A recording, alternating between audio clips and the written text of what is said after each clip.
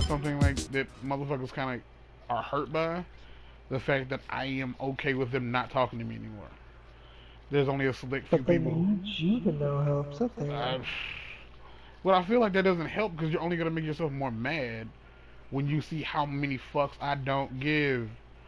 Like you want like the whole point of telling somebody you're not talking to them anymore is so that you have the final laugh. Like as they feel bad about it and try to make you stick around them or whatever the fuck. But anyway, she felt like I was being insulting, and she just kind of went into this tirade about like like I don't remember what else she said. I just knew that like in that moment I was not in the mood for this whole you know in my feelings. Well, you said this and I didn't like it, so this is how like I didn't fucking care. Like at that in that moment, like I just stated facts. Like you cannot like the facts, cool, don't. But it was a simple question. How do you feel about it? Like I like she could have just like reversed the question on me and be like, well, how do you feel about like being able to really only have like this kind of sexual connection with a girl that isn't yours? So saying it sucks, but using people is what I do. Like you aren't who I would like to get this like from, but if it's not you, then it probably just be somebody else. So like again, ask at your own risk. If you don't like scary answers, Jewel, I suggest I you mean, to stop be asking fair, like I don't scary know answers. why they would be offended by that when it should just play into like the degradation thing, but okay. Because it was at some point as we were like, as she was like getting angry, she tried to be like, she's like you insulted me, and I was like, no, I didn't. And she's like, let me show you what you said, and I was like, bitch, no, I know what the fuck I said. I don't need you, because all she was gonna do is copy and paste what the fuck I said. Like mother, I know what the fuck I said. Like when I text motherfuckers, like each text is like deliberately like put together. I don't haphazardly text no damn body, except maybe you. I Yeah, was like, because fuck there are it. times. Yeah. Like I just like throw some shit together. Cause I ain't gonna lie, like there have been times when I've tried to swipe a message and I just said the hell with it. Whatever typos go in, just go in. Like figure it out or don't. Like it's up to you.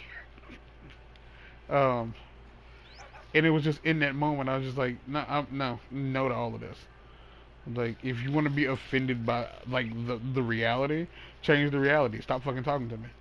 It's up to you. Or just get okay with it. But it was in that because I wasn't even out of bed yet. And I just muted the chat, and I was like, that's the end of that. Like, fuck this nonsense. Which I, which I don't know necessarily how like a motherfucker would feel about that. Like when you're basically aware that somebody has a girlfriend or a boyfriend, and you know that they come to you because their boyfriend or girlfriend, their significant other, isn't giving them what they need. But for them to just basically also be able to tell you to fuck off. Like, does it hurt more knowing that technically speaking they need you more than you need them, and they can still tell you to go fuck yourself?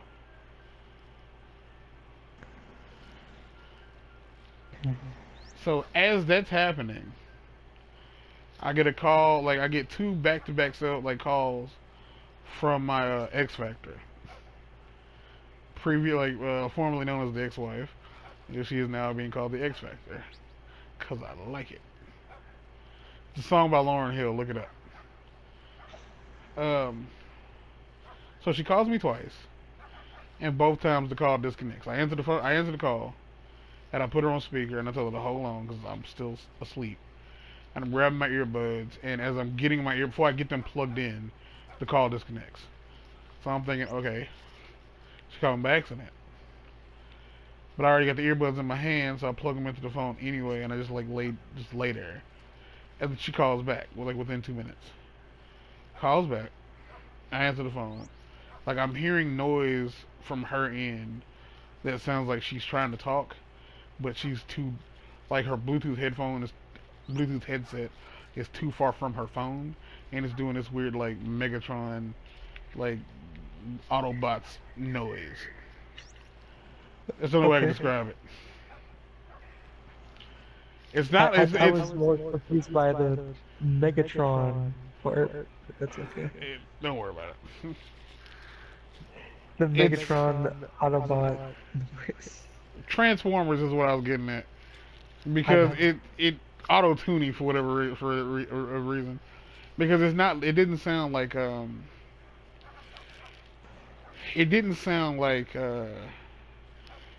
Sound the sound wave, you hear when Megatron. somebody's like connection is weak. Like Uh-huh. they're yeah, it's not that noise. It's a very different noise. So Like tinny no no no noise? no. It's a very like trapped in the matrix noise. Like it's very distinct and very specific. Okay.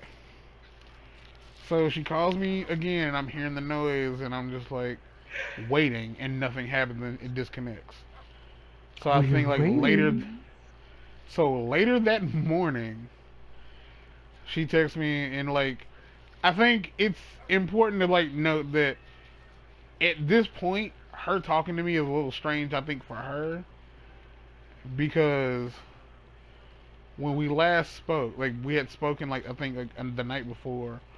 Yeah, I think we had spoken the night before, so this happened yesterday morning. And what ended up happening was um she was talking about trying to find a school for her kid to go to, and one of the qualifications was it has to be clean. And I was just like, I was just not in the mood already. But like, it's just I for anybody, sorry, for anyone out there who might be thinking to themselves, oh well, that makes sense. Like, you don't want your kid going to a dirty school. It's like, yeah, but that's any government building is going to be clean to a degree. Like none Because of for them a are just school to be open, they have to be like yeah, they have to be approved certified. and Yeah. things. So it's a stupid fucking thing to say. Well, it has to be clean. It's not like you're gonna walk into the classroom. And they're gonna be used condoms on the floor, or like a fucking like bloody syringe. It's gonna be as clean as it's gonna get because you have different people from different places coming in there. You can't regulate the students that come in.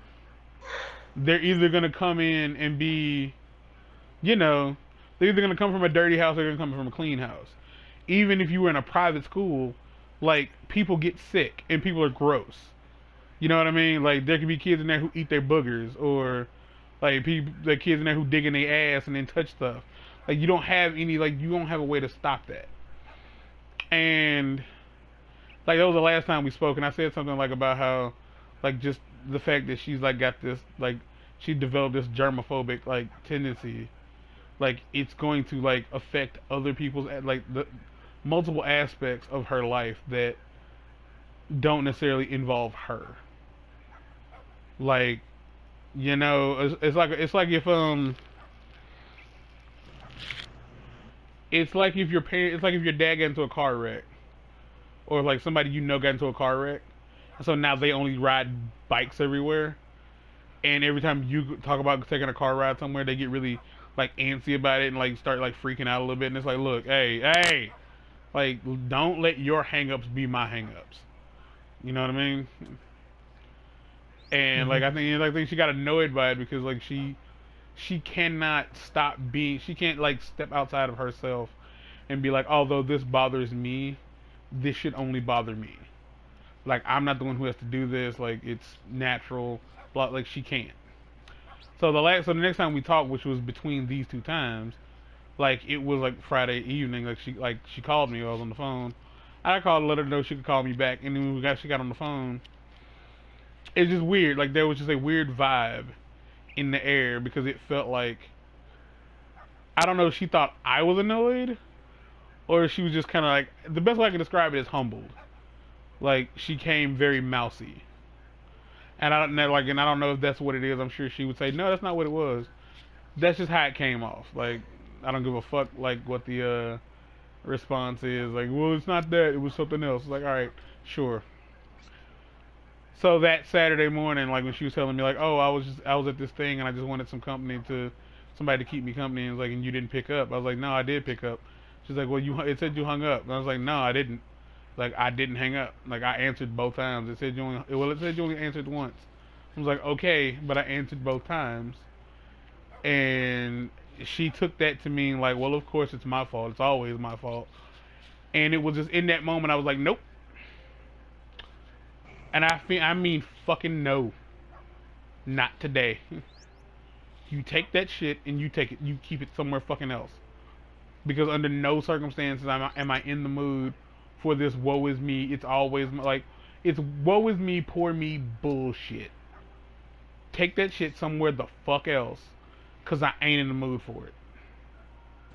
I'm just not. Not am I now, nor will I be in the future. What do you want? I'm just getting off. Gross. Yeah, then I'm gonna get off the game. Yeah, right. And so when I ask you, like, have you ever had moments like that where you know there's somebody in your world, like somebody that you talk to that's like that, and they come at you on their like, not on necessarily holier than thou, but just on their shit, like being them, like they're being Debbie Downer, whatever the fuck they are. Like, do you have this moment where you're just like, not to fucking day, just no. It's like you're gonna have to find someone else to do that with. I Cause mean, I I'm ain't. typically, like, as harsh as it might come off, but I'm typically, like, pretty, like, open about when I feel that way. Like, I'm usually just like, I'm really mentally and physically exhausted. I'm not capable of handling this right now. Like, and I'm sorry if that comes off any wrong way, but that's just what it is. For me, and this isn't gonna surprise you because you know me as well as anybody possibly can. Mhm. Um, like as time has been going, like as things have been progressing these past couple of months, the one thing I've noticed that people, like a lot of people, lack in their day to day lives is the ability to cope. Like a lot of people's idea of coping is complaining, which I don't feel like that's coping. That's complaining. They both start with a C, so I understand how you people get confused. Um, I spoke to my little homegirl out in Florida, and like when she was going through some legal stuff, which I won't get into. But when it was all said and done, I told her like, well, it's not over yet, but things got a little bit better, and I told her I wanted her to call me. And so she did, and I was like, this is important. I need you to really, really pay attention. And she was like, what? I was like, when this is said and done, whether it turns out good, whether it turns out bad, I need you to seek some therapy. Like, and I mean, like, I need you to just go see a therapist because your life hit a snag at a very early age. She's only 24. At a very early age, like your life hit a snag, and you were talking, you just immediately like went the suicidal route. And apparently, she did have like a moment where she was drinking with her roommate, and she started talking about suicide, and like went and got a knife, and was very actively unstable. Mhm. And I was like, this is the thing, like you don't have the coping skills required to live. Because when shit goes tits up, like that can't be how you react. And this is just the first time things have gotten bad. This isn't going to be the last time. Under no circumstances, like anybody get their struggles out of the way. Like struggles don't go the fuck away. They're always there. And I'm not saying I have the best coping skills. Like if you genuinely become depressed, like for me, my coping skill is to fight through the shit. Like that's my coping. That's how I cope. Is like there's just an internal struggle between like sad me and like not wanting to be sad me, and I fight through the shit, and then eventually I'm okay. That's me coping. Is literally just like holding on to the hot iron until like I don't feel the burn, and then we're good. Or not good. We're extremely damaged.